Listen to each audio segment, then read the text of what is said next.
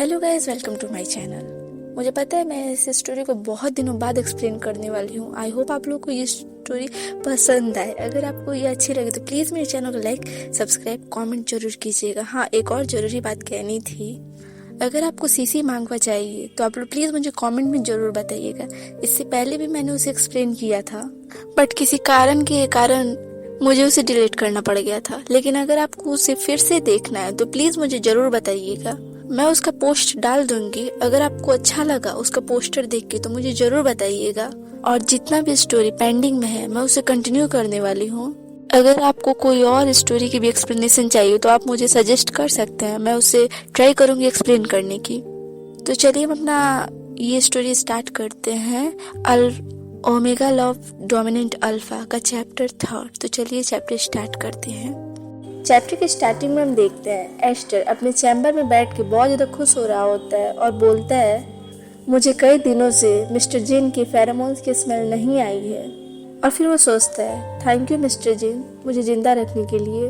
और तभी मिस्टर सेन आते हैं और एस्टर उन्हें गुड मॉर्निंग बोलता है। और तभी वो उसके पीछे आके खड़े हो जाते हैं। और फिर मिस्टर जिन बोलते हैं एस्टर से, मंथली एजेंडा लेटर ड्राफ्ट को मार्केटिंग डिपार्टमेंट में अपलोड कर दो और एक न्यू प्रपोजल को कंफर्म कर दो न्यू डेट पर इवनिंग में। और ये सब चीज़ें तुम कर लोगे ना? और फिर एस्टर खड़ा हो जाता है और बोलता है, हाँ, और ये सब मैंने कर दिया है और मैं इन्हें 5 मिनट में आपके ऑफिस में भेज देता हूँ। और फिर मिस्टर सिन उसे देखने लगते हैं और फिर वो सोचते हैं, मुझे यकीन नहीं होता कि उसने ये सब चीज़ पहले ही ख़त्म कर दिया है। और फिर वो आगे चलने लगते हैं और बोलते हैं, फाइल्स को लेके मेरे साथ आओ। और फिर एस्टर उनके पीछे चलने लगता है और बोलता है, यस श्योर। और फिर हमें दिखाया जाता है वो दोनों ऑफिस में आ गए रहते हैं और मिस्टर सेन बैठे रहते हैं। एस्टर उनके सामने खड़ा होता है और वो फाइल्स को देख रहे होते हैं और मिस्टर सेन उसे घूरने लगते हैं और सोचते हैं वो बहुत ज़्यादा नापसंद दिखता है और वो उसके मार्क को ही देख रहे होते हैं। और फिर वो थोड़ा कंफर्टेबल बैठकर सोचते हैं, लेकिन उसके गर्दन पर का निशान देखकर लगता है कि उसके जैसा ओमेगा निश्चित रूप से आंखों से देखने वाली से कहीं अधिक है। और उनके हाथों में रिपोर्ट्स होते हैं। और फिर वो पेजेस को पलट कर बोलते हैं, क्या तुम पिछले मंथ से दिनों से बेहतर महसूस कर रहे हो? और एस्टर हंसते हुए बोलते हैं, हाँ, मैं बेहतर महसूस कर रहा हूँ। पूछने के लिए थैंक यू सो मच। और हाँ, आपके फेरोमोन्स को रोक के रखने के लिए भी थैंक यू सो मच। और फिर मिस्टर सिन फाइल को रख देते हैं और बोलते हैं, कोई बात नहीं, तुम बहुत एलिजिबल लगते हो। लेकिन क्या होगा अगर तुम बिजनेस मीटिंग के दौरान किसी दूसरे डोमिनेंट अल्फा से मिले? तो क्या तुम उससे भी उसके फेरोमोन्स को कंट्रोल करने की उम्मीद करते हो? और फिर वो अपने सर को झुकाकर सोचता है, क्या मुझे जॉब से निकाला जा रहा है? और मिस्टर जिन खड़े होकर उसके पास आने लगते हैं और बोलते हैं, पिछली बार जिसने तुम्हें मैसेज किया था वो तुम्हारा बॉयफ्रेंड था, है ना? क्या तुम अलग हो गए हो? और एस्टर अपने स्टेप को पीछे कर रहा होता है और फिर वो बोलता है, हम पूरी तरह से अलग नहीं हुए। फिर मिस्टर सिन पूछते हैं, क्या वो तुम्हारा पहला प्यार है? और एस्टर बोलता है, हाँ। और मिस्टर सिन उसके बहुत ज़्यादा करीब हो जाता है और बोलता है, बेहतर होगा तुम उसे छुटकारा पालो और वो तुम्हारी हीट साइकिल के दौरान वो तुम्हारे आसपास ही होना चाहिए। और एस्टर डर के एक एक्वेरियम पे हाथ चला जाता है और वो एक्वेरियम टूट जाता है और सारी मछलियाँ हवा में उड़ने लगती है। और एस्टर बहुत ज़्यादा डर जाता है और पैनिक करते हुए बोलते हैं, oh I am so sorry mister Jin. और मिस्टर जिन बस उसके मार्क को देख रहे होते हैं और वो अचानक उसके शर्ट को खोल देते हैं और बोलते हैं, क्या ये? और फिर वो उसे छोड़ देते हैं और सोचते हैं, एक बार ओमेगा को मार्क कर दिया जाए तो किसी और अल्फा के बारे में सोच नहीं सकता और उससे मेल नहीं रह सकता। और आमतौर पर वे ओमेगा ही मार्किंग के लिए सहमति दे सकते हैं जो समझौता करने के लिए रेडी हो।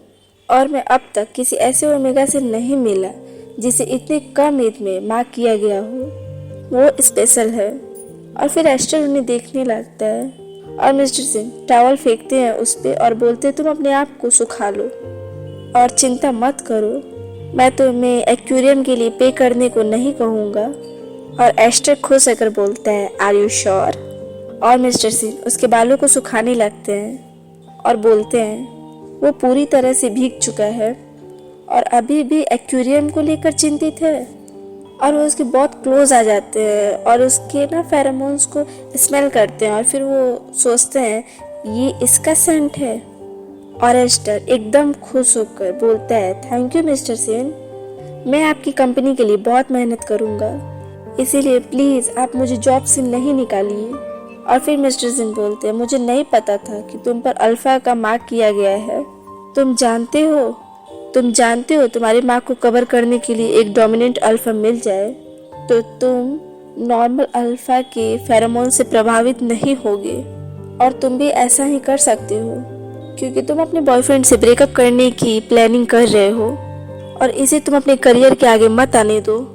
और फिर एस्टर सोचने लगता है, हाँ एक डोमिनेंट अल्फ़ा, क्या वो ये सजेस्ट कर रहे हैं कि वो ऐसा करेंगे?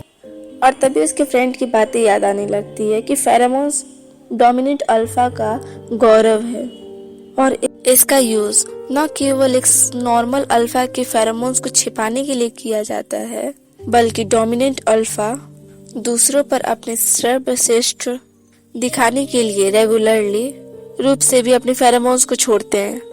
और ये एक डोमिनेंस का सिंबल है, बिल्कुल लायन मैन जैसे।